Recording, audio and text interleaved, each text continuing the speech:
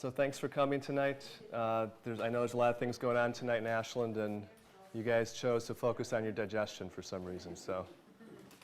And that's really the most important thing anyway when you think about your health. So thanks.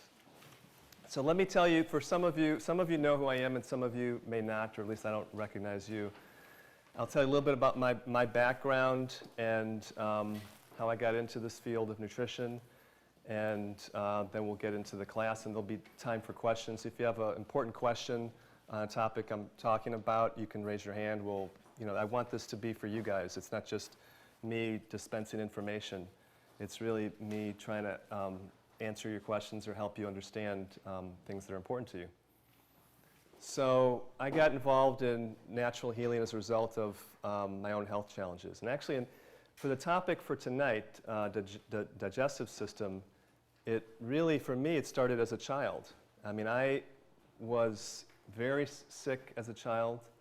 I had a very poor digestive tract. I had malabsorption syndrome for a while. Doctors thought, my mother thought I had celiac disease, potentially. So I was very weak. I had lots of bowel problems. I was very colicky. And of course, I don't remember this. It's all based on what my mother told me, but I have it somewhere stored back in my consciousness that digestion is very important. And as basically I got well that first time as a child by my mother discovering that I was allergic to milk and gluten grains. I believe those were the two major things. Okay, so so I got my health better as a little boy, and I was a pretty healthy little kid. But as I grew up, I had some other health challenges that led me to have my health collapse again in my 20s, and there I had, again, horrible digestion problems, just constipation I could not eliminate without a colonic. I had candida overgrowth, constant bowel problems. I remember in college, everywhere I rode my bike, I would have a bottle of Maalox in my backpack. I always had stomach problems. So, so this was something I didn't understand what to do at that point, obviously. And then gradually I came across natural healers who were able to help me understand what was going on in my case, which was a combination of factors, including heavy metal toxicity, a very poor diet, emotional stresses, the common things that we've all seen combined together to cause health problems. Candida overgrowth, yeast overgrowth, parasites, all those things. So when I got my health better again in my 20s, I made a change in my career, which was, at the time I was a lawyer, and I gradually phased out law and studied nutrition. So I studied nutrition in a sort of unorthodox way. I basically came across people who knew a lot about nutrition and health. Healthcare practitioners, sort of independent researchers, and I apprenticed with them. I studied with them. I studied live blood cell microscopy. Some of you have seen me. Linda's seen me, and a few people have seen me for live blood cell testing. And they know that what I do is I look at blood with a microscope, and you can see the red cells and the white cells and the stuff in the blood, including signs of poor digestion. So that's one of the ways I've started to assess digestion in my practice. So after I got my practice started, I started working in medical clinics in Chicago. I worked at the largest holistic clinic in the Midwest, the Optimal Wellness Center, which was the clinic of Dr. Mercola. You may have heard of him, and we had a very big practice, and we saw lots of patients. Hundreds of patients a week were pouring through there, and a lot of them had gastrointestinal problems, obviously. That's probably the number one complaint, that and fatigue and hormone imbalance. Those are the three top things. So we had a lot of experience with GI problems, from little kids all the way to elderly people. It was universal. Now, there's an epidemic of gastrointestinal problems. I don't know if any of you have particular issues. Some people nodding. Okay, so we're all in this together. We're here to explore how the digestive system works and to understand it, and then also talk about specific conditions. What are the causes of those conditions? What are some things that have been seen to work for those conditions? I want to talk a lot about my experience. I try to keep things less theoretical and more pragmatic, like what have I actually seen work with these problems? Because that's what people come to me for, is results, not theories about things. So we got to talk about what actually is experienced. I mean, my own personal experience, I know how I healed my, and improved my digestive system.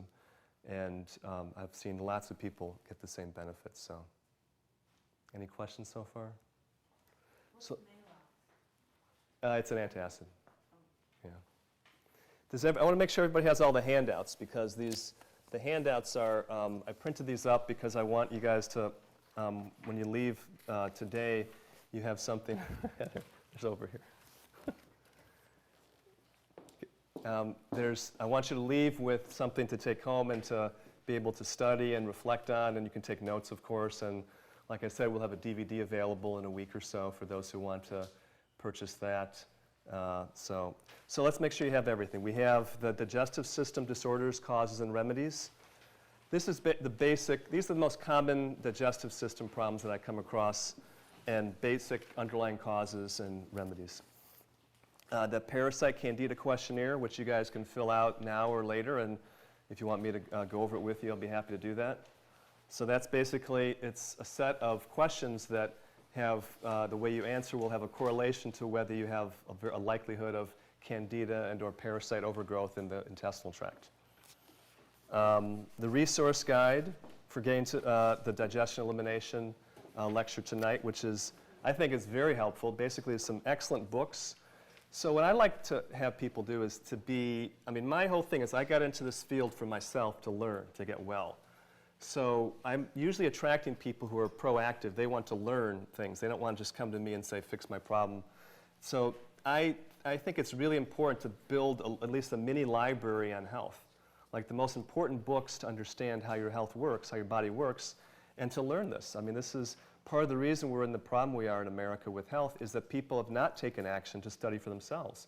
They're going to doctors or nutritionists or naturopaths, and they're staying disempowered. They're not actually studying on their own, because if I'm standing here today talking about digestive function, it's a miracle, because I had no background in medicine or biology or any of this stuff. I was a lawyer, and I just decided to apply my knowledge to understand how things worked, and started getting better results with that.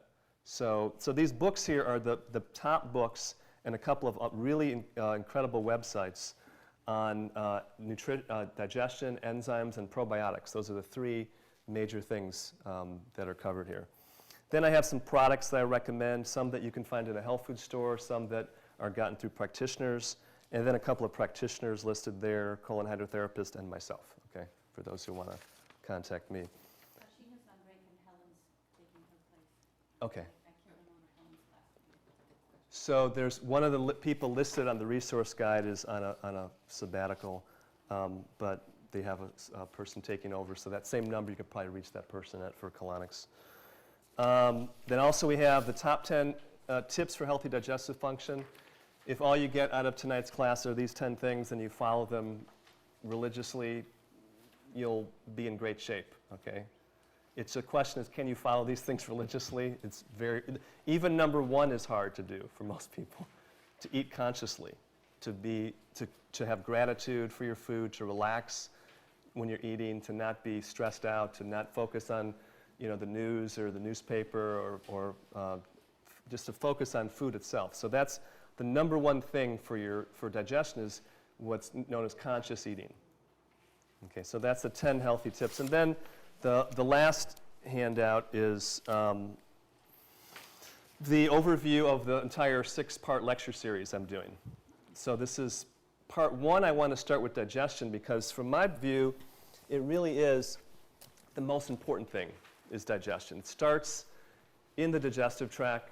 I healed myself from chronic fatigue syndrome and many other complicated problems, basically just by cleaning out my intestinal tract.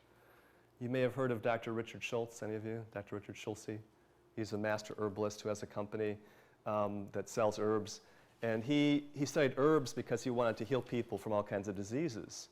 And he says that once he cleaned out people's intestines, 90% of the problems were gone, right?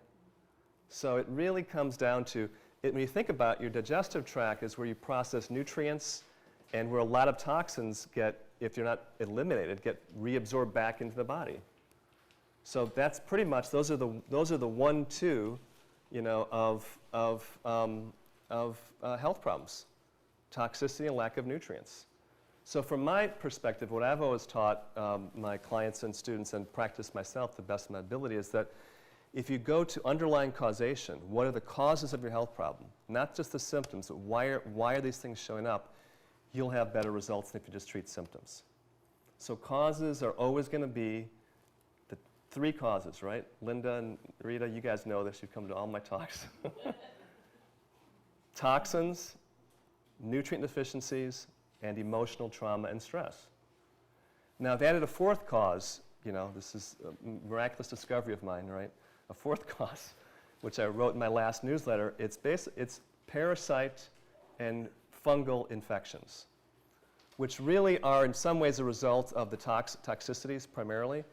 But because it's so prevalent, I decided to add it as a 4th cause. Because it is, if you don't address the parasite fungal overgrowth in the body and it's overriding your body, and you're trying to nourish your body and detoxify heavy metals, you may not be able to do it efficiently because your body's just too worn down, your immune system's too weak. So sometimes you have to go in with a parasite or candida cleanse, flush it out, and then go in for the other aspects of the program. Does that make sense? Okay. So in that light, that we're always talking about causation here.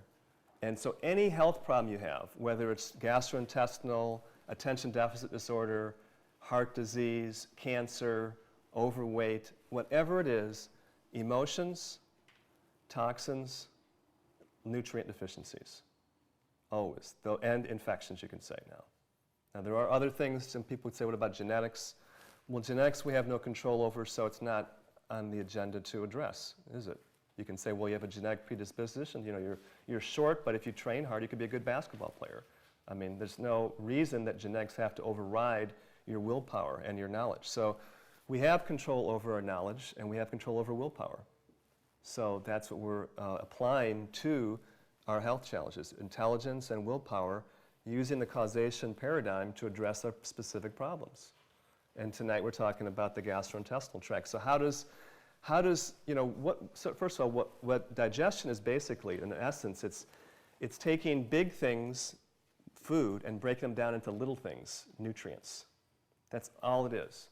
So the whole process is breaking down big things into little things, and even detoxification is breaking down big things into little things, breaking down big toxins into little things that you can excrete.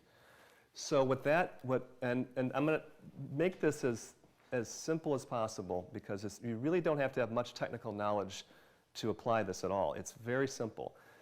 Breaking down big things into little things, so you have, what are the major types of nutrients we have? Protein, fats, and carbohydrates, right? So those have to be broken down into amino acids, fatty acids, and glucose, right? That's what and then from that, that's what the macronutrients are broken down into. And in those macronutrients, we have vitamins and minerals. That's it, right?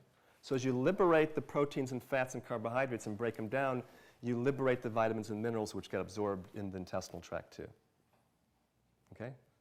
So digestion starts in the mouth. This is, I know this is a masterpiece of a drawing of